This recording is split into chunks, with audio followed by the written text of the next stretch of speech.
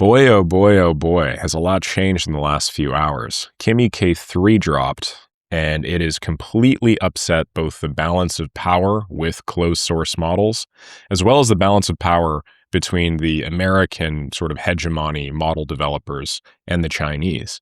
So this model company, Moonshot, has been working on Kimi for a while now, and I've talked about it a little bit on the channel. They've released them open source on platforms like Ollama, but this really takes the cake. I mean, as you see here, when they dropped just a few hours ago, Kimi K3 is almost band for band on deep software engineering. I'd very confidently say this is now in frontier model territory. Frontier software engineering, it actually whoops GPT 5.6 Sol's ass. Their own internal benchmarks, as biased as they may be, tell a similar story. And a few of these terminal style benchmarks, like Terminal Bench 2.1, show it better even than Fable. In this case, Program Bench far better than Fable. So this is going to change the, balance of user preferences quite a bit as well. Because why would you pay Fable prices when you can get 98% now of Fable 5 intelligence at Sonnet 5 costs? And despite how most American companies and wider companies feel about giving a bunch of data to, quote unquote, scary Chinese models, there's a lot to be said. I mean, if they pump this thing out into the open source ecosystem like they did with Kimi K2.7 code, that's significantly going to change the economic calculus of something like Anthropic, OpenAI, and so on. So I'm going to try these models out right now with you guys so you could see just what it means when we're not staring at isolated benchmarks.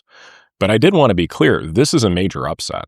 Like a lot of people in Maker School, a lot of people in the companies that I consult with, they've already asked me stuff like, Nick, what would it take to move my entire infrastructure over to Kimi K3 versus continue operating it on, closed sort of locked vendors like OpenAI and Anthropic? And some of these are billion-dollar companies. I mean, this is not a small feat. All right, so first we have some pretty basic design. This is a simple state of remote work, sort of a research paper.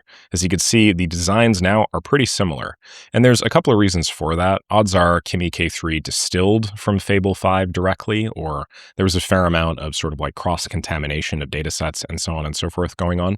I think they're also doing a lot of like opinionated training to try and get the models to do things like vary font styles and so on and so forth. So nothing really exciting here. Obviously, the quality of Kimi K3 is going to be pretty similar to that of Fable. You can see the same thing happening here on like this little electric vehicle one. Fable decided to use sort of a bland research report for a sleep review, whereas Kimi over here took a little bit more creative of a license, but you can see that they still did something very similar. They used sort of like this old school book style first letter really, really big. I'd actually say Kimi probably sized that better, which is interesting. Okay, now we have some 3D and WebGL scenes, and this is where the qualities really start to diverge. So on the right-hand side here, this is sort of like an orbital traffic grid designed by Fable. So you guys can see, it did the job. It is technically a globe, and it has information sort of transferring from one side to the next. It's kind of neat. However, if you compare that with Kimi's, you'll find a world of difference. I mean, this is just not even comparable, not even close. I can still zoom in, I can still do more or less everything, but we have this extremely otherworldly sort of vibe. It's also a whole country with like information highways clearly spread throughout. And as I zoom in, things get a little bit clearer. You can see it's a high quality, high resolution map with this overlaid. I can't say the same for this. So, keep in mind, these are one shots, obviously, but I would say this did on par, if not far better. All right, now this is a Fable 5 endless flyover of some map that's being procedurally generated on the right-hand side. And, it's pretty cool. There's some interesting rumbling going on, which kind of scares me, if I'm being honest. I can do the same thing with Kimi K3 over here. I'd say the landscape is a lot cleaner and a lot prettier, probably a lot more beautiful. That said, there's some issues with reading the font up top. I can change the speed by scrolling around. I'm not going to scroll too much just because I want to show you guys more. If I scroll down here, we're now sort of doing a particle style galaxy, a nebula. And on the right-hand side here is Fables. As you can see, most of the screen just turns white when I go down here. I do have the ability to move this. This kind of reminds me of Spore. I don't know if you guys ever used to play Spore, but I used to play a lot of that.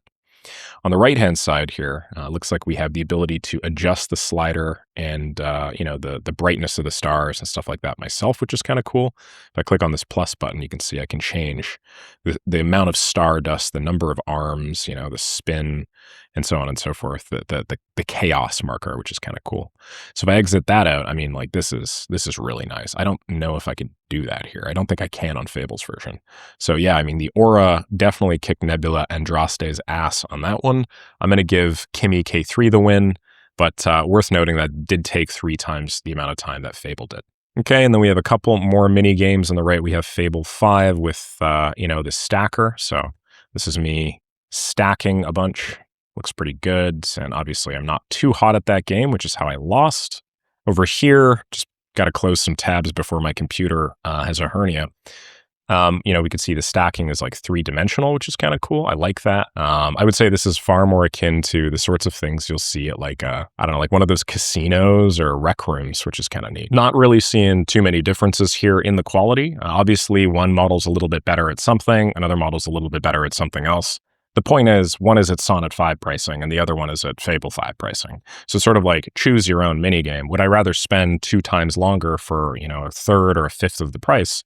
Or would I rather get it done in 80 seconds as opposed to 240 seconds, but sort of burn a hole in my wallet? What does the world look like when we all have access to Fable 5 intelligence in our pockets for virtually free? Because if it's not clear, that's where all of this stuff is going. The intelligence isn't getting more expensive. Bar for bar, pound for pound, it's dropping something like 30 to 40 times a year based off of my calculation. It is getting so overwhelmingly expensive that I see it feasible at some point in the future that you actually have large language models running on headphones capable of doing the vast majority of the lifting that Fable 5 is doing. And that's just in a few years. So just for the sake of argument, what do you think would happen in a world like that? Now, I don't think it takes a neuroscientist to explain this, but I have a published paper in neuroscience, so I'll try and tell you. To make a long story short, we'll have significantly democratized access to an average human intelligence. We'll be able to spin up dozens, if not hundreds of these, literally at the snap of a finger to help us with any intellectually valuable task. When this occurs, the entire scarcity aspect of the economy will change completely. I mean, right now, human knowledge work is the bottleneck to virtually everything. If you want a service, if you want a website, if you want a consulting report, if you want to develop a new piece of technology, if you want to do materials science, push the frontier of science, and so on and so forth forward, you need people, right? Like we're people. It's our meat brains that are doing all of this. What does the world do? How do we value economic and human economic labor specifically? What happens to the vast majority of jobs that we all have? So an interesting thought experiment for you is, let's say for whatever reason, maybe just the laws of physics, models stop growing smarter. They just get no smarter starting right now. So basically we capped out at, a Fable 5 consumer level model, and we just can't grow it smarter. What do you think happens to the world over the course of the next 20 or 30 years? Does all scientific advancement and progression and development stop? Even though the models themselves are no longer going to grow any more intelligent, human beings will come up with ways to use these models, to incorporate them into society, to weave them into the fabric of social life tremendously over the course of the next 20 or 30 years.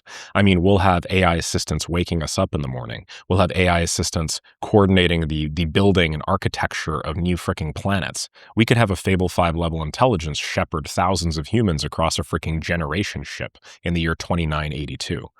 The model intelligence really isn't the bottleneck anymore, if that makes sense. It's the distribution. So what Kimi K3 effectively solves is that distribution. You could have everybody on planet Earth, who has the GPU access, which is another story entirely. But everybody on planet Earth running this on a future, Olama style setup where it's totally open. And to be clear, I don't have the answers to these questions. I'm just asking them because I think now is the time to ask them, not in 10 years when those answers could have helped us 10 years ago, right? So seeing cool model technologies like Kimi K3 really fires me up. And I'm happy because I don't want like a monopolar a monopolar sort of style future where all of the intelligence is congregated and segregated in one country. I think we should naturally have some form of competition. Anyway, think about it. We're all going to have Kimi K3 style models on our phones. They're all going to be 100% accessible, crazy uptime. What more do you really need at our current level?